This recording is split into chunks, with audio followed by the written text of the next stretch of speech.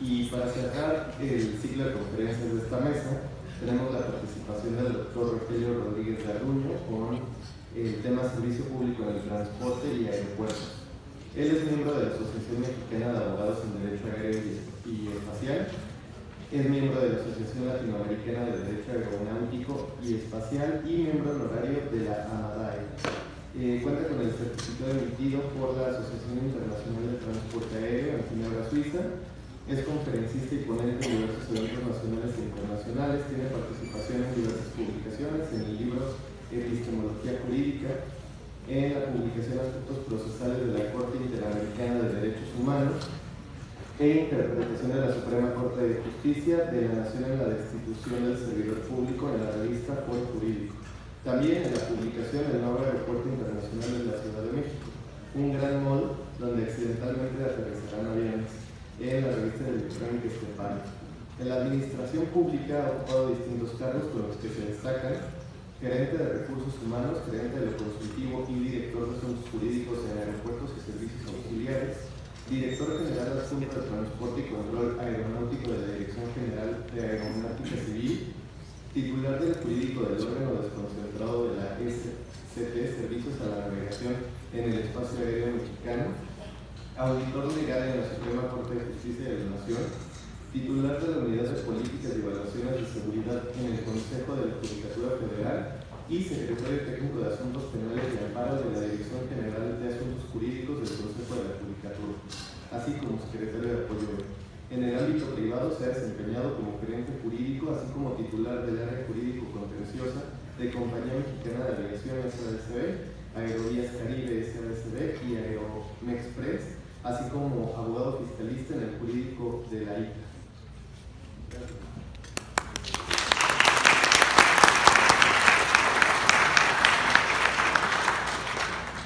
Muchas gracias y muy buenas tardes.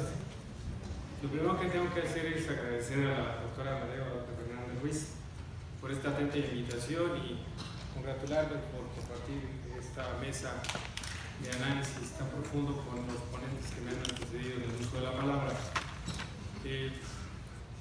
He elegido como un tema dentro del servicio público alguno que, como verán ustedes por mi experiencia, me permitirá destacar algunas consideraciones que podrían resultar para algunos polémicas, otros posiblemente se adhieran a algunos comentarios que proporcionaré, resultado de mi experiencia y visión, sin duda desde muchos puntos de vista donde he estado sentado. Y debo decir que el servicio público, por principio, que se convoca a esta mesa, es, siguiendo a don Jorge Fernández Ruiz, entre otras cosas, sus características, aquel que correspondería prestar al Estado por su razón natural de existencia, entre otras consideraciones, pero que puede prestar el Estado o lo puede concesionar a los particulares. Y cuando esto sucede, cuando se concesiona a los particulares, lo más distintivo de lo que nos ofrece el maestro, el querido maestro, es que el servicio público se debe prestar en condiciones de permanencia, accesibilidad permanente al público, calidad y precio, entre otras características. De manera tal que los servicios públicos, cuando se dice accesibilidad permanente al público, lo que debemos asegurarnos que puedan, como un derecho humano, disfrutar de él todos los que residimos en un país, como en este caso México. Voy a en el caso México. Es así que el Estado puede prestar los servicios por sí o concesionar. Tenemos un problema: ¿cuáles va a concesionar y cuáles va a prestar por sí? Esta determinación de planeación del Estado se encuentra radicada, lamentablemente, digo así, en el artículo 28, párrafo 4, cuarto de la Constitución Política de los Estados Unidos Mexicanos. Ahí la Constitución establece que no constituirán monopolio las actividades que el Estado realice en actividades denominadas estratégicas, y luego habla de las prioritarias. A mí me llama muchísimo la atención cuando pienso en estratégico. Estoy pensando en aquello sin lo cual yo no podría ir a ningún lado, aquello que es necesario que resuelva para orientarme a mi objetivo último. Y resulta ser que de la lectura de ese párrafo 4, el cuarto de ese artículo 28 de la Constitución, una actividad estratégica, esto es, sin la cual los mexicanos ahorita saliendo no sabemos qué hacer, son los correos.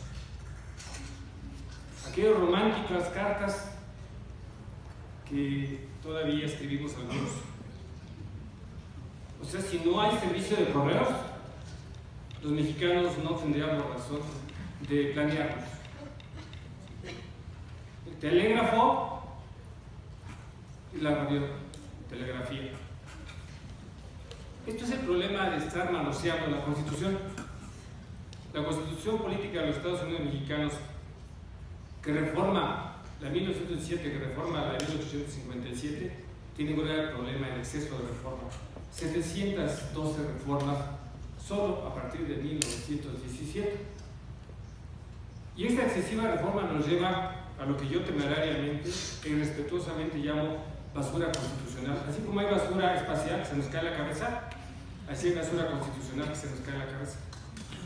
Y nos mete en problemas porque además, como no sabemos o no queremos por cultura interpretar el orden político subordinado a la Constitución, siempre queremos reforma constitucional. Decía el doctor Orlando Solares Bárcenas en su diserto, esas tendencias distorsionadas del ser humano que detenta el poder, trascender, y después la inseguridad y el poder nulo de los jueces. Los jueces que no asumen el ejercicio de su poder para interpretar, entonces todo lo queremos ver en la Constitución y miren lo que tenemos.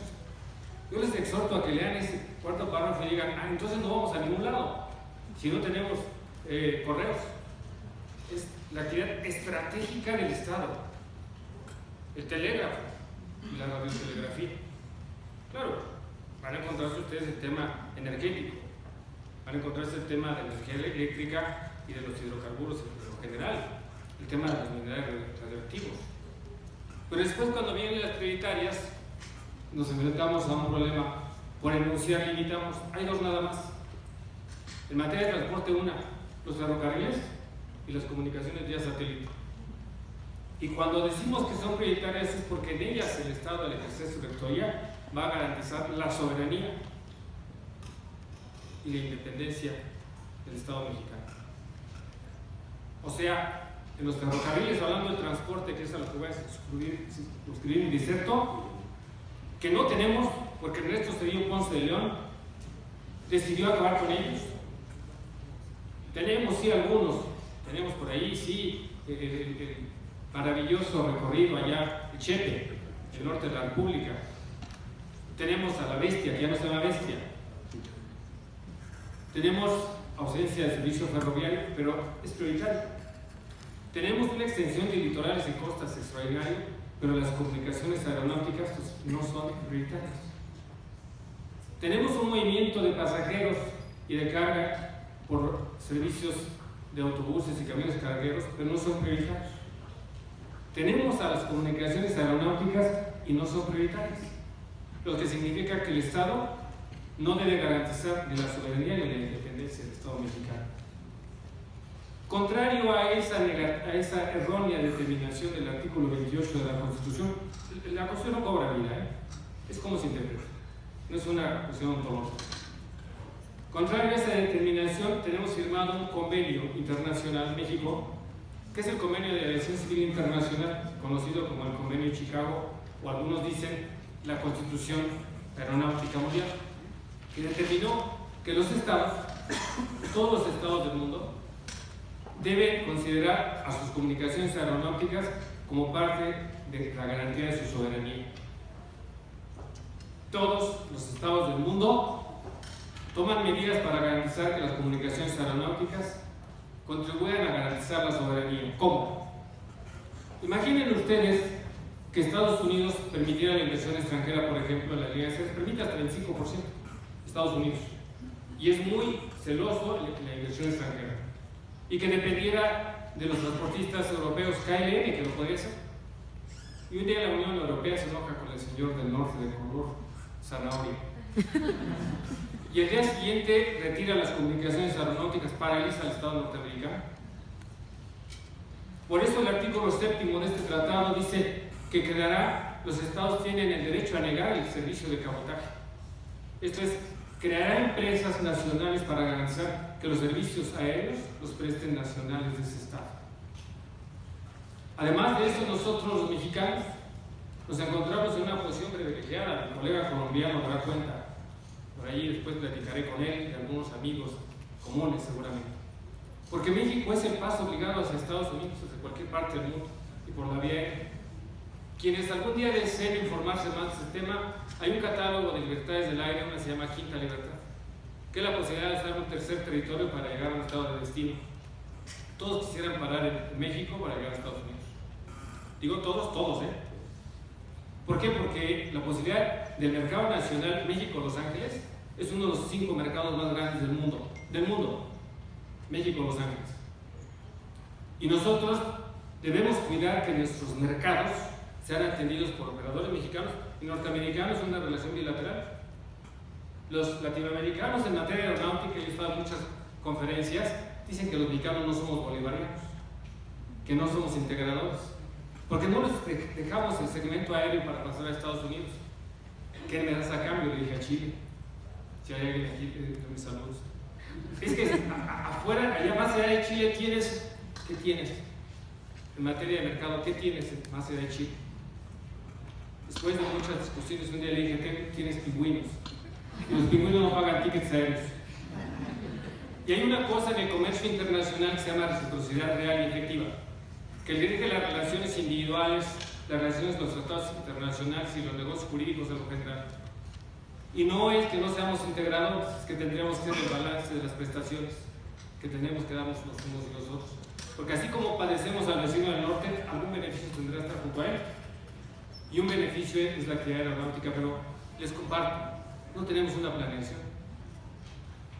Como el artículo 28 de nuestra Constitución no incorpora como una actividad prioritaria del Estado a la actividad aeronáutica, entonces tenemos ocurrencias. La Ley de Aviación Civil de 1995, que hizo un servidor textualmente, después me la envilecieron quienes después la sancionaron, porque las leyes no las hacen los diputados. No, los diputados nada más validan políticamente, los senadores. El esquema de representación, la democracia representativa es un cuento francés para legitimar los actos del poder. Cuando aquí en la universidad les enseñamos que nos digan ustedes y nos repitan cuáles son las fuentes de derecho reales, formales e históricas, y cuáles son las fuentes formales del derecho, la ley. ¿Y quién hace la ley? Nuestros representantes. ¿Y quiénes son nuestros representantes? ¿Quién sabe? ¿Y quiénes fueron los de los franceses de la Asamblea Nacional Francesa? Tampoco sabrían. ¿Quiénes fueron históricamente y qué debaten ellos en el Congreso? El Congreso debate los intereses de Televisa, los intereses de los factores reales del poder. Entonces, como no tenemos una política y una determinación, estos servicios públicos, que deben ser servicios públicos, se manejan en función de ocurrencias. Así tenemos que en materia aeroportuaria, que también son servicios públicos monopólicos por excelencia, los aeropuertos, que es otra cuestión, de alta ganancia, los aeropuertos de altísima ganancia, decidimos concesionarlos a particulares, pero a partir de una situación. Íbamos a concesionar a particulares los aeropuertos que construyó el erario nacional, o que tomó el erario nacional construido por empresas históricas. ¿Qué manera de concesionar? Te concesiono lo que ya está hecho. Para que hagas mucho dinero, pregúntele a Burillo en Azul, al Güero Burillo, el heredero de Tigre, Azcárraga. El negocio más ganancioso de este país, en proporción, no es el negocio de Caso, de Slim, es el de Burillo, en Azul. O sea, los aeropuertos son grandes negocios. De donde sostengo que al haber recibido aeropuertos no se preocuparon en hacer pistas, generar reservas. Se preocuparon en hacer grandes centros comerciales donde accidentalmente aterrizan aviones. Y lo menos que interesa es generar reservas para construir pistas. Eso pasó en la Ciudad de México. Nos debatimos ahora si ya no hacemos el aeropuerto que se estaba construyendo, que también fue una ocurrencia. Como ocurrencia fue cerrarlo. Como ocurrencia es pensar en Santa Lucía. Y ese mundo de las ocurrencias anteriores y presentes nos conduce a pensar que no aprovechamos, como en litorales y costas, en el espacio aéreo nuestra posición estratégica. Porque no nos hemos sentado a discutir con seriedad cuál es la planeación nacional. No tenemos una política aeronáutica, carecemos de una política aeronáutica. Quiero compartirles con ustedes en materia de servicio público una gravísima distorsión. En los aeropuertos se habló de que ciertos particulares asumen funciones de autoridad para efectos de juicio de amparo, etc. Por ahí se mencionó con mucho acierto. Esta mesa ha sido muy rica en contenidos. El concesionario en materia de servicios aeroportuarios de aeropuertos. El concesionario fija el horario en el que se prestarán los servicios. De manera tal que él puede decir que su aeropuerto opera de las 7 de la mañana a las 6 de la tarde. Y el que quiera operar fuera de ese horario tiene que pagarle servicios extraordinarios y rogarle que se los preste. Porque el Estado le dio la prerrogativa de fijar los horarios, determinar los horarios de la prestación de los servicios. El Estado renunció a su rectoría. El Estado renunció a procurar el servicio público en condiciones, empecé mi disertación, en condiciones de permanencia y accesibilidad permanente al público. Porque el beneficiario afectado final no es per se el operador aéreo, es el usuario final. Ahora bien, les comparto un dato. Estas deficiencias nos llevan a una cifra preocupante que no se mueve. El movimiento de personas y bienes en este país, el sector aéreo solo participa con el 3.6%. El mayor porcentaje lo tiene el movimiento